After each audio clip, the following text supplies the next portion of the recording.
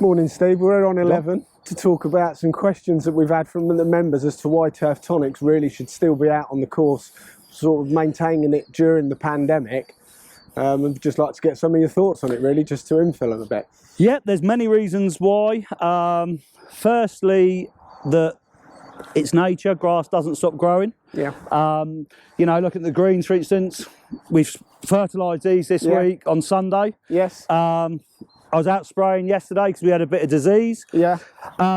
If we don't keep doing these sorts of things, you guys would come back to nothing. Yes. And the cost of, so yes, there is a cost to us on a monthly basis, which doesn't change for the 12 months of the year, but the cost of actually putting all this right, and also you wouldn't be it would take months to probably put this right before you got to a surface that you'd go, actually, that's quite good. Yeah. Where, you know, we're going to be hitting the ground running when we come back. Yes. Greens they're a bit soft, but we've had an awful lot of water. Yeah. But they're in, you know, we're not cutting as short as we need to. No, and as you can see from looking at them, you know, within a few days the course will be playable again. Exactly. Once it starts drying out, we start getting the rollers back on, and we drop the heights of cut because we're able at the minute to allow the heights of cut to be higher. Yes. It's like fairways. We probably haven't cut those in 8 weeks. Yeah. There's no time ever you wouldn't cut fairway unless you had snow on them in 8 weeks, because we're always presenting something for you guys. Yes. Where at the minute we're not having to present it, all we're having to do is maintain. Yes. So what that allows us to do is bring the heights of cut up on the greens, so they're just a little bit happier and not getting extra stress. We're not cutting and rolling every day like we would 3 or 4 times a week. We sprayed, we cut greens Tuesday the first time in 12, 13 days. I think we've only cut twice this year. Yes. Where we'd be probably going once, twice a week to try and get out the footprints or you know, all the implications of what's going on. So we can project. We're always trying to produce something for you guys to play on. Yes. Where at the minute, all we've got to do is keep it healthy and disease free. Which you can see, which is being achieved. Yeah, that's the thing. But what that does, what that also allows us to do, we're still raking bunkers once a week because we've still got dogs. Yeah, kids and everything going through them. Yeah. So we're maintaining them, but it allows us to focus on other things like the tree work we've been doing at the back of 10, side of 9, and a lot of aeration work because we can spike and not. Not affect the I don't have to put a roller across it to bed it back true. I can just leave it to breathe. Yeah. And you know, in the history of greenkeeping, probably even through a war, that wasn't happening. There were still golfers playing golf through the war, so, you know. And I have noticed through walking around that how many times the greens have been hollow-tined and the fairways have been hollow-tined a lot. Absolutely. Which is a perfect opportunity to keep the maintenance, to bring them back in really good condition when the course opens and we move into spring. That's exactly it. It allows us to do all this work with no interference to you guys. Yes. Which is, we can up the amount we do. Yes. And we can then also leave it so it gets a maximum benefit for as long as we can get it. Yes. And like I say, in history, I can't ever remember another reason how you'd ever be able to do it. Yeah, and I think another one of the things that we touched on earlier is we've had an issue with the vandalism on the course. And I think with you guys and TurfTonics actually being here and working, while this is going on and maintaining the course, you're able to police that a little bit.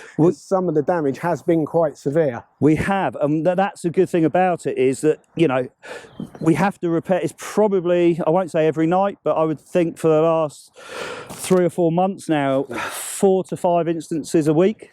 Yeah, which is where people, and not just on one green, unfortunately. You know, it does tend to be the top side of the course that's getting affected. Yes. We've got kids out on push bikes. I don't know if it's kids doing the heel marks and damage to the greens. We can't prove it. Could have actually been a remote control vehicle that was being driven round on the greens. Absolutely. I think on the 14th green 2 nights ago, in the front of the second fairway, I definitely think it's remote control cars. Yeah.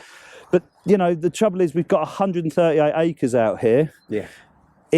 People have access to it 24 hours a day, 7 days a week, 365. Yeah.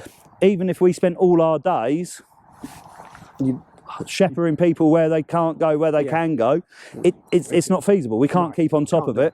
You know, we could be here and they could be over there. By the time you get there, they could be there and you're never going to catch them. Yeah. But this is the other thing, you know, had we not have been here, all this damage would have been built up. Yeah. You come back in 2 months later, what you're going to find. And also with that, I mean, there must be a cost implication in that, because it's easier to repair the damage as it's done, as opposed to leaving it, you know, for 3 or 4 weeks unattended. Absolutely. And the thing is, we don't have a turf nursery here. Yeah. So we've got small greens. Some guys have turf nurseries. Some guys have a big putting green. They might take the turf off of there to repair that. But if we did nothing, we'd probably use more than the putting green to repair all these areas. Yeah. And then also when you're coming back to play, you're putting over humps and bumps and bits. Basically all the repairs. All the repair work, which isn't good. You're going to be complaining to the green stuff, saying the greens are not in good condition. Exactly. And also, you know, and that's even vandalism. We've even gone on about disease. You know, we've got a dot there. I put a spray out yesterday. But if we hadn't been here for 2 months, what would you come back to? Yeah. We don't know. I actually went and looked at a golf course over in Bedford that had been shut down on the 16th of October. And I went and made a visit there, got asked to go in and have a look on the 18th of December, so about 8 weeks it had been shut. Yes. And I would say 2/3 of the green was disease. It was gone, yeah. And that was in 2 months. You know, had we have done it coming out of lockdown 1, if we hadn't have been here through lockdown 1, it rained once in 10 weeks. I think the benefits after lockdown 1 to the condition of the course was there for everybody to see, in my opinion. I think so. And the thing is as well, by not doing, you know, had we not come in here, we've got the disease problem, vandalism problem, maintenance problem. Yeah. But also you've got the problem that people aren't, it would have undone so much good work that we've achieved. Yes, in a very So you'd have short taken window. 1 step forward and then maybe 2 or 3 back. Yeah. And then it would take us months, and you probably would have lost most of your golf season, or certainly 1/3 of your golfing season, coming back to substandard, inferior. And again, looking at this, you're going to be coming back to playing a good golf course that's bursting into life in spring. Exactly that. We're supposed to have a bit of that stuff out, which we haven't seen for a little while. And the temperature's going up. Temperature's going